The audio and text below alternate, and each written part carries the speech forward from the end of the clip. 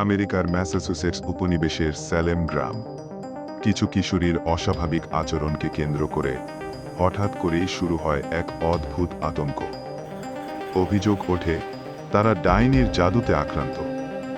গ্রেফতার, বিচার আর ফাঁসির পর ফাঁসি। 1 বছরের মধ্যেই প্রায় 200 জন অভিযুক্ত, 20 জনের মৃত্যু। ইতিহাসের এক ভয়াবহ গণ উন্মাদনার নাম স্যালেম ডাইনি বিচার, যা দ্য সেলেম উইচ ট্রায়ালস নামে পরিচিত। ঘটনাটি ঘটে 1692 সালের স্যালেম ভিলেজ এবং এর আশেপাশের অঞ্চলে। তখনকার সমাজ ছিল পিউরিটান ধর্মাবলম্বী, কুসংস্কারে আচ্ছন্ন, ধর্মান্ধ এবং শয়তানের অস্তিত্বে অন্ধবিশ্বাসী। মানুষ বিশ্বাস করত ডাইনিরা শয়তানের সাথে চুক্তি করে সাধারণ মানুষের ক্ষতি করতে পারে। সবকিছু শুরু হয় 2 কিশোরী, বেটি প্যারিস ও অ্যাবিগেল উইলিয়ামস এর আচরণ থেকে। তারা অদ্ভুতভাবে কাঁপছিল, চিৎকার করছিল, নিজেকে কামড় দিচ্ছিল।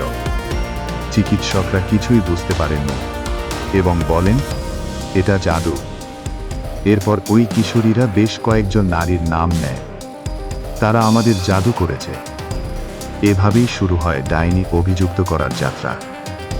অভিযোগের ভিত্তিতে গ্রেফতার করা হয় ইতুবা, এক দাসী, স্যারা গুড ও স্যারা অসবর্নকে।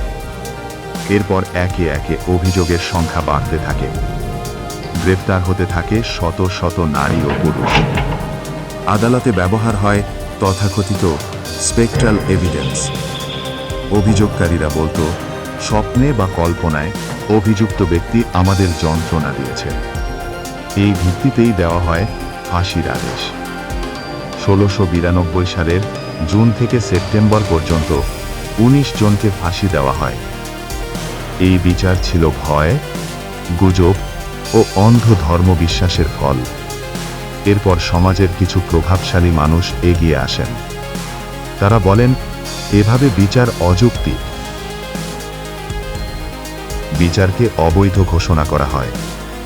1711 সালে 22 জনের দণ্ড বাতিল করা হয়।